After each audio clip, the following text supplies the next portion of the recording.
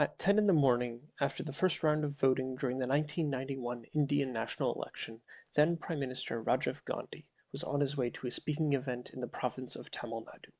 After exiting his motorcade, he walked towards the dais where he was garlanded by both schoolchildren and workers who had waited for him patiently.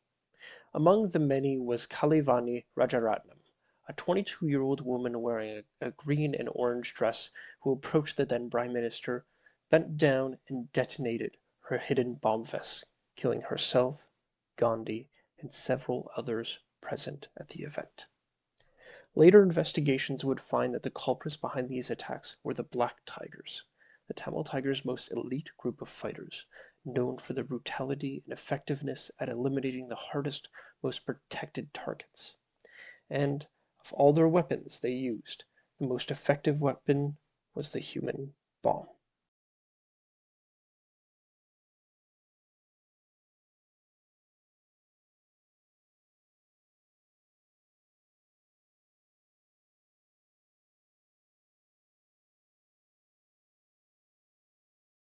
The civil war in Sri Lanka, emerging from a deep ethnic and social division, saw the LTTE, otherwise known as the Tamil Tigers, rise as a formidable force. Led by Vallupillai Prabhakaran, a brilliant but ruthless military mastermind, the Tamil Tigers embraced terror tactics along traditional guerrilla warfare. In 1987, a new, chillingly effective unit emerged, the Black Tigers. These were not just any fighters. They were the Tamil Tigers' elite suicide unit, specializing in sabotage, assassinations, and commando operations. Prabhakaran saw suicide attacks as a battlefield equalizer, a low-cost, high-impact method to achieve decisive results. The inspiration wasn't ideological or religious, unlike many of the contemporary suicide groups. Instead, it was a pragmatic, tactical choice influenced by events like the 1983 Hezbollah bombing of the U.S. Marine barracks in Beirut. The Black Tigers became arguably the most prolific practitioner of suicide bombing. From 1981 to 2003, Sri Lanka experienced the second highest number of suicide missions globally, with 191 attacks, surpassing the 17 countries comprising the Middle East region, which demonstrates the sheer scale of the LTT's reliance on this tactic. Although their most famous assassination was against India's then Prime Minister in May of 1991, many more high-profile suicide bombings took place, including on Sri Lankan President Chandrika Kumaratunga in 1999, who survived but lost an eye, and Army Deputy Chief of Staff Major General Parami Kulatunga in 2006. A particularly interesting feature of the Black Tigers was how women played a significant role in these operations. While making up only about 15 to 20% of the Tamil Tigers' guerrilla fighters, women comprised roughly a third of all Black Tigers. Female Black Tigers gained a particular notoriety, even though they accounted for fewer overall attacks, and this was largely because they were often used against most prominent political targets. The choice between a male or female bomber was purely a tactical decision designed around circumventing cultural norms of inspecting women's dresses by a largely male border guard and military personnel. The Black Tigers knew every trick in the book. They knew how to go from town to town until they reached their target. They knew who to meet up with once they reached their location of their target. They planned and rehearsed attacks days in advance to guarantee success, and when the moment arrived, the Black Tigers chosen for the attacks would pounce. For over a decade, the Black Tigers, and by extension, the wider organization of the Tamil Tigers, had made a name for themselves as the group to conduct suicide attacks. Death, in the eyes of the Black Tiger operatives, was a necessary component to completing the mission, and Prabhakaran made sure of that through every attack that was coordinated and executed. While the Tigers were conducting their long ground war against the Sri Lankan government, making a name for themselves through the use of suicide attacks, one event 8,600 miles or 1,400 kilometers away would forever alter the way that the international community would see that form of combat. Good evening. Today, our fellow citizens, our way of life, our very freedom came under attack in a series of deliberate and deadly terrorist acts.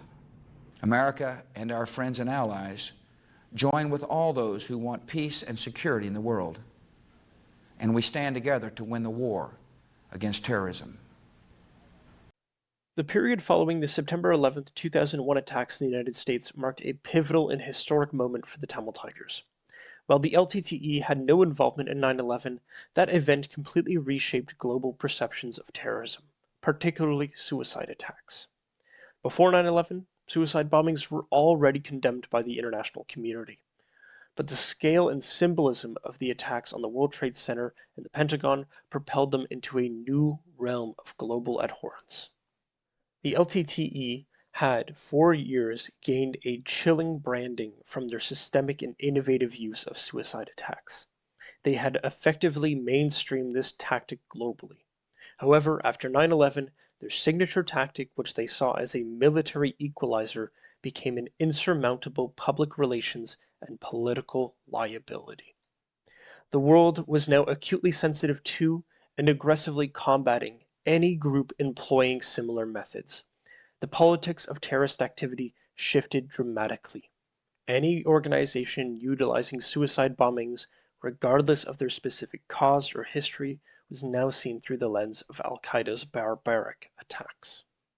This perceived association, based purely on shared tactics rather than ideological or direct links, utterly stripped the Tamil Tigers of their remaining international legitimacy. Their cause, previously seen by some as a nationalist struggle against an oppressive government that sought to limit the rights of Tamil people, was increasingly equated with global terrorism and the so-called axis of evil. This seismic shift in global perception had a concrete and devastating consequence for the LTTE. Major global powers, including the United States, the United Kingdom, and others, which had already designated the LTTE as a terrorist organization, now sought other methods to limit their funding and operations. This move was actively championed by figures like Sri Lankan Foreign Minister Lakshman Kadirgamar, who himself was assassinated by the LTTE. These designations and the later sanctions implemented effectively dried up official diplomatic support and placed immense pressure on the Tamil Tigers' extensive expatriate network in India and in the West. These diaspora communities had historically been a crucial financial lifeline, fueling the LTTE's decades-long conflict. Without this consistent flow of external funding and logistical support, the LTTE's capacity to wage war was severely hampered. Furthermore, the Sri Lankan government in its final push adopted a ruthless counterinsurgency model dubbed the Rajapaksa model. A key principle of this model was ignoring domestic and international criticism and maintaining complete operational freedom. This approach, in stark contrast to more nuanced counterinsurgency doctrines that involved winning over the hearts and minds of the populace, allowed the government to pursue a decisive military victory without significant international hindrance. But why was this? It's because the LTTE's image as a ruthless terrorist group, solidified by their use of suicide attacks in the post-9/11 landscape, largely neutralized much of the international outcry that might have otherwise emerged. The rise of emerging powers like China and India, which imposed fewer moral conditions on support for Sri Lanka, further granted the government a free hand in conducting its brutal counterinsurgency campaign, leading to the eventual defeat of the Tamil Tigers after a nearly 26-year-long civil war. The Tamil Tigers' unwavering commitment to an independent state through armed struggle and their willingness to integrate tactics like suicide attacks and the attacks against civilians never wavered. However, their addiction to dirty war and their reliance on suicide terrorism not only as a tactic, but also as a brand, ultimately alienated them on the world stage, an effect which would later be compounded by the attacks on September 11th, 2001. Their strategic misjudgment about how their signature tactic would be perceived after the global shock of 9/11 led to irreversible isolation. The very weapon they believed was their equalizer became a profound liability, allowing the Sri Lankan government to secure a decisive victory in May of 2009. The story of the Black Tigers and the LTTE's downfall serves as a powerful, somber lesson on the unintended consequences of embracing extreme violence in pursuit of political objectives, especially when global events redefine the very perception of those tactics. If you stuck around to watch the whole video, thank you. I tried making some changes to the visuals of this video by showing some footage instead of just a slideshow, but it wasn't until about halfway through that I realized there was not much footage of the tigers out there, so I found that a little interesting. That being said, if you're interested in learning about more insurgent organizations or terrorist groups, feel free to stick around and watch my next video, which will be on the African jihadist group JNIM. If you have any suggestions for topics that you want me to cover or groups that you would like to learn about, feel free to let me know in the comments below, and I might just turn one of them into a future video. Other than that, folks, thank you so much for watching. Stay curious, and I'll see you later.